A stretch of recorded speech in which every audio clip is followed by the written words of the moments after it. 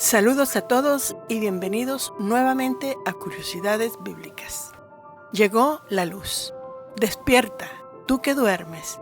Hagamos juntos una red evangelística y conquistemos el mundo para Jesús, sin religión, sin dogmas, sin doctrina, solo con su verdad y la ayuda del Espíritu Santo de Dios. ¿Me ayudarías? ¿Te animas? Comparte, suscríbete y dame un me gusta. Gracias y bendiciones. En los videos anteriores hemos estudiado acerca del Espíritu de Dios, desde el significado literal de la palabra espíritu, la primera vez que se hace mención de los diferentes espíritus, del poder del Espíritu de Dios, y hablamos también de dónde sale la idea de que el Espíritu de Dios es una persona o de las diferentes manifestaciones del poder del Espíritu de Dios. Vimos también que el Espíritu de Dios se quedó morando en la vida de Jesús y permaneció en él para siempre. Hablamos también del espíritu humano y lo que sucede cuando sale de nosotros. La Escritura nos menciona que tanto Jesús como Esteban entregaron a Dios su espíritu humano en el momento de su muerte. Ya vimos la primera vez que el Espíritu Santo aparece en el Antiguo Testamento. Hoy me gustaría hablar sobre la primera vez que el Espíritu Santo aparece en el Nuevo Testamento. Ahora, la primera vez que se habla en el Nuevo Testamento sobre el Espíritu Santo es cuando hablan de la concepción de Jesucristo. Este tema solo es tocado en 2 de los evangelios y es en Lucas y Mateo.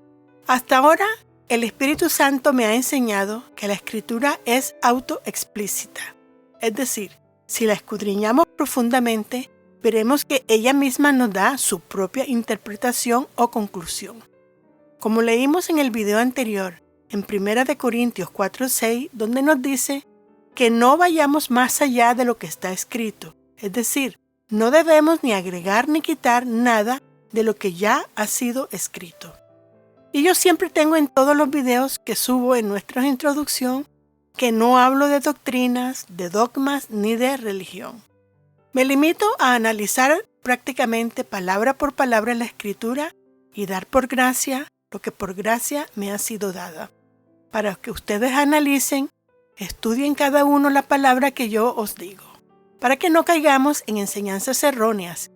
Aconsejo también que sigamos el consejo de Pablo, que nos insta a despojarnos de nuestros conceptos preconcebidos y renovemos nuestras mentes, para que así el Espíritu de Dios nos dé de ese vino nuevo que sacará el vino viejo que ha estado en nosotros por tanto tiempo, que nos hace religiosos y nos hace juzgar a los que no piensan como nosotros y hasta los condenamos. Todo esto me recuerda al primer milagro que Jesús hizo en las bodas de Caná. Pero ustedes me preguntarán, bueno, ¿qué tiene que ver todo esto con la boda de Caná, con el Espíritu Santo? Les explicaré, denme un momento y ya lo sabrán. El relato de la boda de Caná está registrado en Juan 2 y leeremos Juan del 1 al 2, que dice: Al tercer día se celebró una boda en Caná de Galilea y la madre de Jesús se encontraba allí. También habían sido invitados a la boda Jesús y sus discípulos. Comenzaremos desglosando qué quiere decir con el tercer día. Veamos. En la Escritura, el número 3 es relacionado con Dios probando o revelando algo, queriéndonos decir que aquí hay algo que Dios nos quiere probar, que hay una diferencia entre el vino que se están acostumbrados a beber al que han de beber pronto. La finalidad de una prueba es que se manifieste o se revele un resultado, y en este caso es en la boda, donde Dios permite que suceda algo para revelarnos una lección. Pero no nos dice de quién era la boda o quiénes eran los que se casaban, solo nos habla de una boda, un evento. En el alfabeto hebreo, la tercera letra es la llamada Gimel, cuyo significado es camello, puente, destino, benevolencia y peregrinaje del camello. Esta letra simboliza la pronta y eterna bondad de Dios hacia la humanidad. Representa armonía o el tercer punto o acceso a lo divino. Su forma es como la de un hombre caminando. Representa al hombre que cuando ve a una persona necesitada va y le procura alimentos, bebida o compañía, simbolizando al hombre rico que ayuda al necesitado, y también simboliza una casa abierta para recibir o ayudar al necesitado, convirtiéndose como una casa de refugio. Y por último simboliza la misericordia a la pobreza. Tenemos varios ejemplos bíblicos que demuestran lo dicho. Lo puede leer en la historia de Jonás, en la resurrección de Jesucristo, en la negación de Pedro, entre otros, y con las 3 veces Dios probó y reveló una verdad. Una boda era un evento sumamente importante y era celebrada durante 7 días, número que bíblicamente simboliza la perfección o la santidad de Dios. De manera que en las bodas hay mucho vino, mucha comida y mucha alegría. Dice que María, la madre de Jesús, estaba presente en esa boda. Pareciera que ella era familia o muy cercana a la familia de los novios, ya que se le da una mención especial y pareciera que María fuese la encargada de organizar o de liderar el evento, puesto que ya ella estaba allí cuando el vino se terminó. Ella fue la primera en dar el aviso. Y si vemos lo que Caná significa, nos vamos a dar cuenta de muchas otras cosas en este relato. Caná es una ciudad de Galilea y es mencionada en el libro de Juan 4 veces. Y en hebreo es Caná.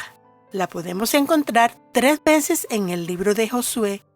Y aquí se traduce como un wadi, que es una palabra árabe que se refiere a un valle o un lecho de un río que normalmente está seco, excepto cuando comienzan las lluvias. Y Josué lo menciona como tal, una región en general. Esto lo puede buscar en Josué 16:8, Josué 17:9 y Josué 19:28. Caná en hebreo viene o se deriva de la palabra cané, que es una caña o vara o una vara de medir, palabra usada en el libro de Ezequiel 40, y es usada como vara o caña de medir, ya que era la forma de la época de tomar medidas. Leamos, Ezequiel 45. Y he aquí, por el exterior del templo había un muro, todo alrededor, y en la mano del hombre había una caña de medir de 6 codos, cada codo de 1 codo y 1 palmo menor. Midió el espesor del muro, y tenía una caña, y la altura, una caña. Luego, entonces espiritualmente hablando, se nos está diciendo que en la región de Caná, una ciudad Galilea, se levantaba una vara o una caña de medir. Pero, ¿qué querían medir? Bueno, vamos a verlo.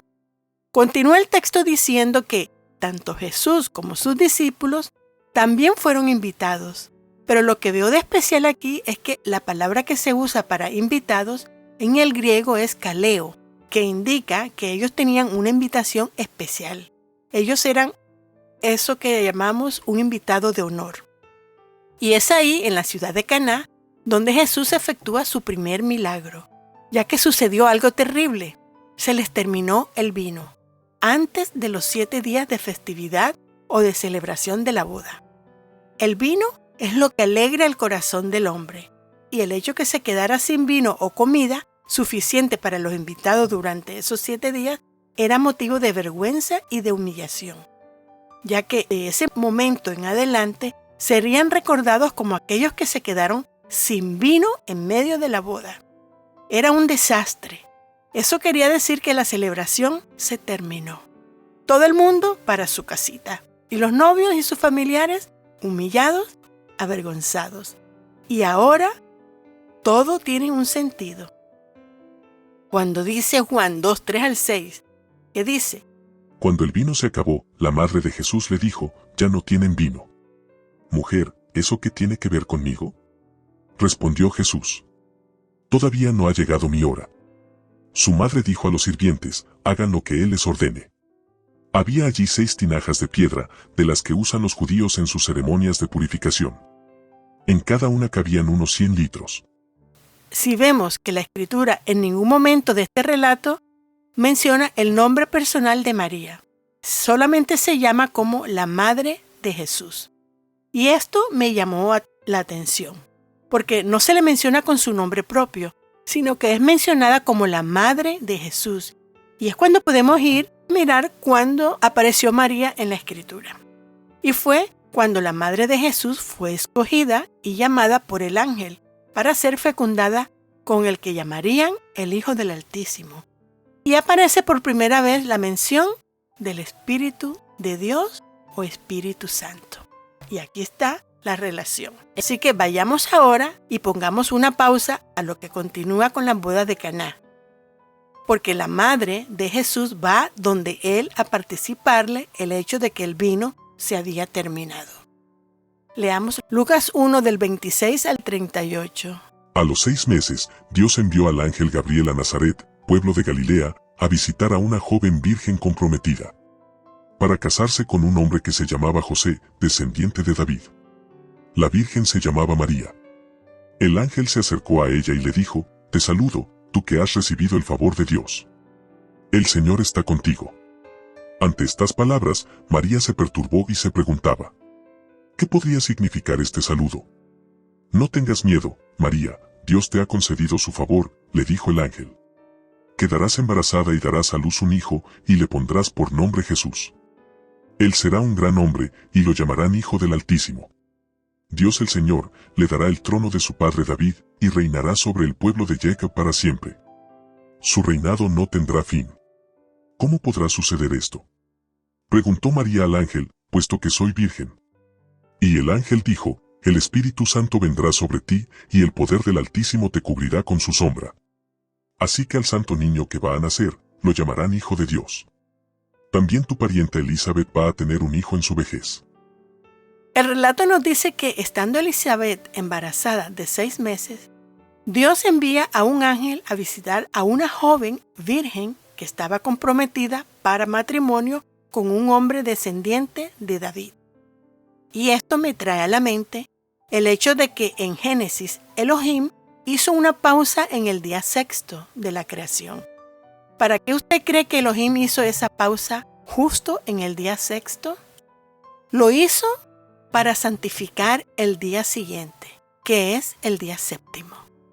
Día que anunció como el día en que se completó su obra creativa.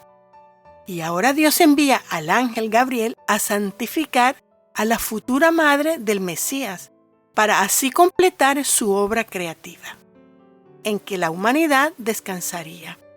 Y Juan el Bautista estaba en el vientre de su madre. Era el que abriría camino para la gran entrada del Mesías a su pueblo. ¿No es esto hermoso? Ahora ya sabemos que cuando dice una joven virgen, se está refiriendo a una niña entre 10 a 12 años de edad, que aún no había ovulado, pero ya estaba comprometida a matrimonio, lo cual era una costumbre de la época. Y aquí la llaman virgen porque es la forma en que fue traducida de la Septuaginta, debido al factor vocabulario, pero que en realidad no se refiere a la virginidad sexual, sino a la falta de ovulación o ciclo menstrual. Y continúa el texto diciendo que la joven estaba comprometida para matrimonio con un descendiente de David, para que ese niño pudiera ser el linaje de donde vendría el Mesías prometido al rey David. Y nos da el nombre tanto del padre como el de la madre, José y María. Y en el caso de María, era importante que su vientre nunca hubiese tocado sangre de menstruación, porque al tener la menstruación, su vientre se convertía en impuro. Y según las leyes de purificación levíticas, Jesús tenía que nacer de un vientre virgen, puro y santo. El ángel le contestó a María: «El Espíritu Santo vendrá sobre ti, y el poder del Altísimo te cubrirá con su sombra. Por lo cual también el santo ser que nacerá será llamado Hijo de Dios».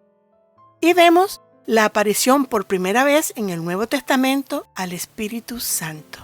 Fue el Espíritu Santo quien la santificó a ella y al santo niño que nacería de ella, y que la capacitó para poder resistir todo lo que sucedería de ese momento en adelante en su vida.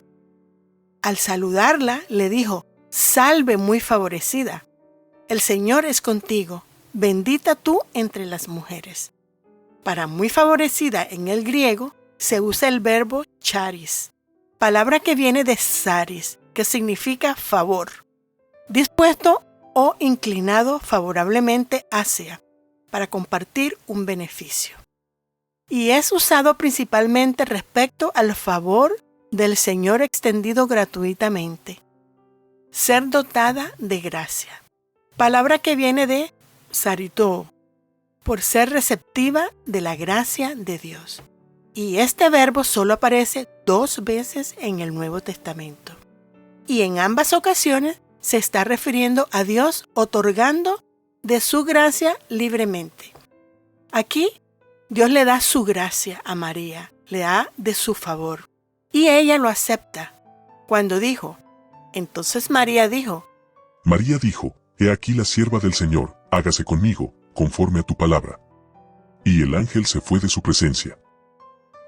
Y con esta acción, la Madre de Jesús acepta la gracia y el favor que Dios le otorga y nos confirma que su corazón estaba inclinado hacia Dios.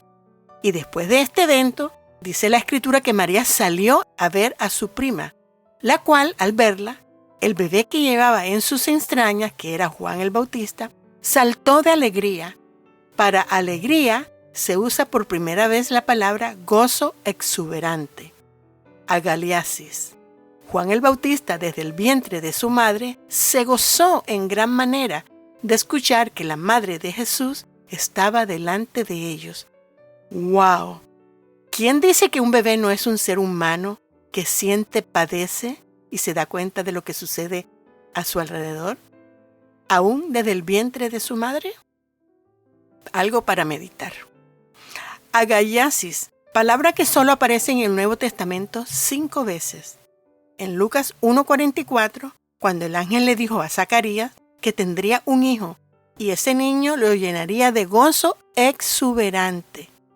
Y la otra ocasión que ese gozo se menciona es cuando en el libro de Hechos 2:46 nos habla de los creyentes que estaban unidos compartiendo todo lo que Dios les daba. Tercera ocasión, cuando Pedro en Hebreos 1:9 dice que el Padre ungió a Jesús con óleo de alegría. Y por último lo menciona en Judas 1:24 cuando dice que el único que nos guarda sin caída y sin mancha es Jesucristo. Y ahora, continuando con lo ocurrido en las bodas de Caná, podemos entonces entender por qué María va donde su hijo Jesús a decirle que el vino se había terminado. En esas bodas, ella era la única que sabía la capacidad, el llamado de Jesús, y sabía que él era el único que los podría ayudar de la humillación de anunciar que el vino se había terminado. Se agotó el vino. Hubo una preocupación entre los que ofrecían la fiesta, los anfitriones, porque ya no había más vino para dar a los invitados. Ya no había más vino que los motivara a disfrutar, a bailar. ¿Y sabe usted lo que eso significa? Humillación y vergüenza. Y Jesús le dice a su madre, mujer, ¿qué tiene que ver eso conmigo? Y con esta respuesta nos lleva a la promesa que Yahweh había declarado cuando la humanidad pecó, que de una mujer saldría el que restauraría a la humanidad. Y he ahí la mujer a la que se refirió la Escritura en Génesis. Ahí estaba la mujer, abriendo el momento de la manifestación de la obra que el Espíritu Santo había comenzado con ella, cuando la santificó y la llenó de su favor y de su gracia. A lo que Jesús le respondió, todavía no ha llegado mi hora. Su madre dijo a los sirvientes, hagan lo que él les ordene. Pero su madre no le dijo nada más, solo ordenó a los que servían en las bodas que le siguieran sus órdenes. Y sigo leyendo. Había allí 6 tinajas de piedra, de las que usan los judíos en sus ceremonias de purificación. En cada una cabían unos 100 litros. Jesús dijo a los sirvientes, llenen de agua las tinajas. Y los sirvientes las llenaron hasta el borde. Ahora saquen un poco y llévenlo al encargado del banquete, dijo Jesús. Dice que había 6 tinajas de piedra que los judíos utilizaban para echar el agua que se utilizaría para la purificación. pero ahora ellas estaban vacías. Ellas tenían un propósito y por eso fueron mencionadas, aunque estaban vacías. En su momento, ellas fueron utilizadas. Las aguas que ahí había en algún momento cumplieron un propósito. Y ahora Jesús las ve y ve que les son útiles, aunque estén vacías. Muchos de nosotros podemos estar vacíos, pero en las manos de Jesús podemos ser útiles. Nos puede llenar de su agua, con esa agua que se convertirá en vino y saciará no solo nuestra sed, sino que nos llenará de ese gozo exuberante y de esa alegría inmensurable que produce la llenura del Espíritu Santo. Y Jesús, que representa el agua que purifica, era la misma palabra de Dios que había sido hecha carne. Él era el que la convertiría ahora en vino. El mismo Jesús era el que haría que todo aquel que bebiese de ese nuevo vino sintiera la diferencia, la calidad entre el vino que habían bebido hasta ese momento, hasta ahora que van a tomar este nuevo vino.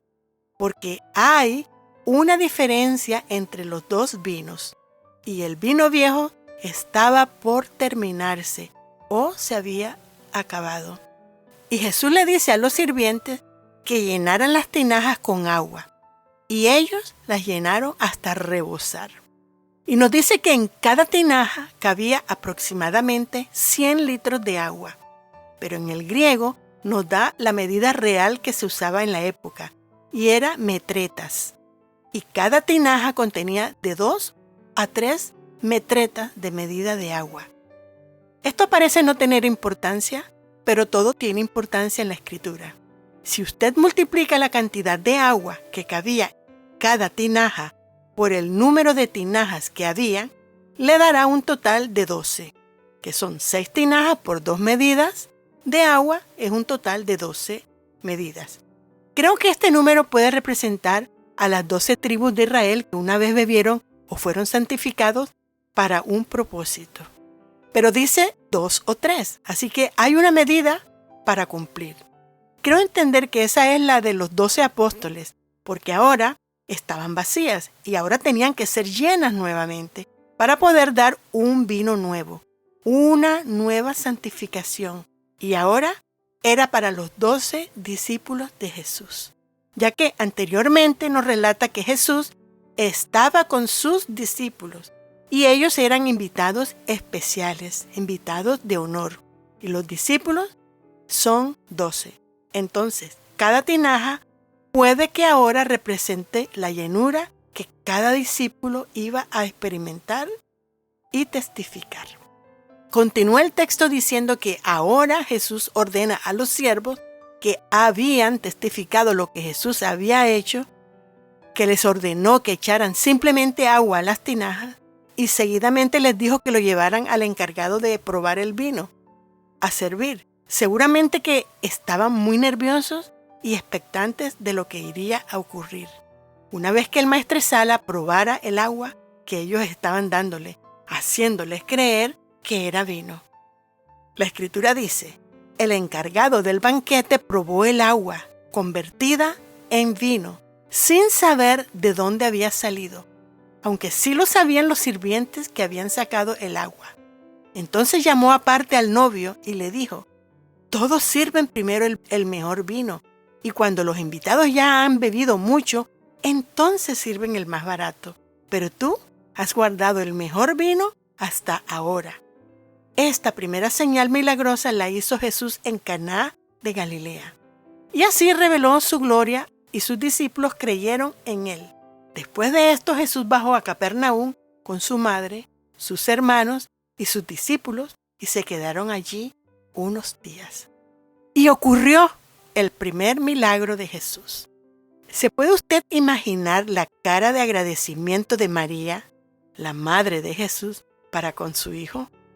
Lo maravillados que estaban los siervos, que fueron los testigos de todo este proceso, y ni ellos sabían lo que estaban ofreciéndole al maestresala, que podrían ellos meterse en tremendo problema. El maestresala notó la diferencia entre los dos vinos que se sirvieron en la boda y los felicitó y alabó porque era algo inusual. Asimismo sucede con las personas que no renovamos nuestras mentes para tomar el vino nuevo que ofrece Jesús. Ese vino que nos dará el verdadero gozo como en las bodas de Caná. No seamos como esos invitados que bebían el vino y pensaban que estaban recibiendo un buen vino. Porque Jesús también estaba ahí y era un invitado especial. Y no solo estaba Jesús, sino que estaban también sus discípulos. Esta presencia a ellos les daba la seguridad de que estaban bebiendo un buen vino. Y metafóricamente hablando, muchos están llenándose de un vino malo que no es el de Jesús.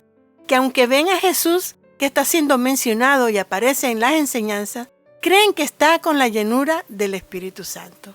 Creen que están siendo aprobados por Él. Y no siempre es así. Cuando perdemos el gozo del Señor, cuando ya no corren ríos de agua viva en nuestro ser, cuando notemos que estamos apagados, pero creyendo que tenemos la verdad, y condenamos y criticamos y ofendemos a los que pensamos que no tienen la verdad, entonces quiere decir que el vino se terminó o que está por acabarse, que tu tinaja está vacía, que necesita ser llena del nuevo vino, que necesita ser llena con el agua o la palabra de Dios renovada para que pueda fluir en nosotros el nuevo vino del Espíritu Santo en nosotros. Las circunstancias de la vida me dio el perfecto ejemplo de comportamientos cuando estamos bebiendo un vino extraño, cuando estamos perdiendo el gozo del Espíritu de Dios. Se nos fue dado el martes 21 de enero el gran ejemplo con la obispo de la Iglesia Episcopal que celebró el servicio en honor al Día Nacional de la Oración de los Estados Unidos, cuando usó el nombre de Dios para criticar y desautorizar a la máxima autoridad puesta por Dios en los Estados Unidos. Cuando la palabra de Dios dice que nosotros debemos someternos a toda autoridad, siempre y cuando no vaya en contra de sus preceptos, que si tenemos algo en contra de un hermano, debemos reunirnos con él a solas primero y hablar de nuestros desacuerdos. Es hora de dejar que el Espíritu Santo venga y renueve nuestro espíritu.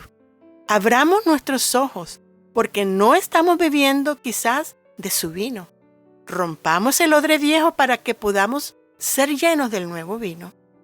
Si no renovamos nuestras mentes, no podremos discernir si estamos bebiendo o no de ese vino que Jesús nos está ofreciendo.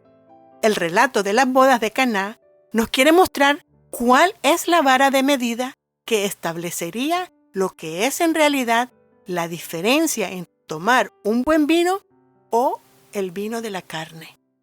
De la misma manera que el maestresala notó la diferencia entre el vino bueno y el mal vino, pero antes no se había fijado, cuando nosotros comenzamos a beber del nuevo vino, todos notarán la diferencia en nuestro comportamiento, en nuestra manera de conducirnos y declaran verdaderamente: esto es inusual, esto es completamente diferente.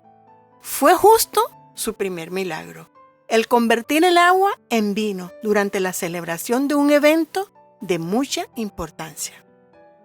Vino en el griego es oinos, que es usada 34 veces en el Nuevo Testamento, y en hebreo es yayin, usada 141 veces, y se refiere a intoxicarse al beberlo, porque viene de una raíz que significa efervescencia o fermentado. Y la primera vez que en el Antiguo Testamento aparece esta palabra es cuando Noé se emborrachó. Habiendo sido llamado por Yahweh el hombre perfecto y justo, él se intoxicó con vino hasta que perdió el sentido de sí mismo. Y también es utilizado cuando Melquisedec bendijo a Abraham con pan y vino. Y vemos que aquí él convertiría el agua en vino. Era el mismo pan que bajó del cielo, que son los dos elementos que Melquisedec utilizó para bendición como sacerdote del Altísimo, y por eso la Escritura nos dice que no nos emborrachemos con vino que lleva al desenfreno. Al contrario, sed llenos del Espíritu. Jesús nos invita a beber de ese nuevo vino del vino que viene de Él. Los invitados de la boda, ni aún el maestresala había notado que estaban bebiendo un vino malo. Solo lo notó cuando probó el nuevo vino que Jesús había preparado, simbolizando que podemos creer que estamos bebiendo espiritualmente del buen vino, pero en realidad no lo estamos haciendo. Y es por eso que Pablo nos dice que el que esté firme, mire que no caiga.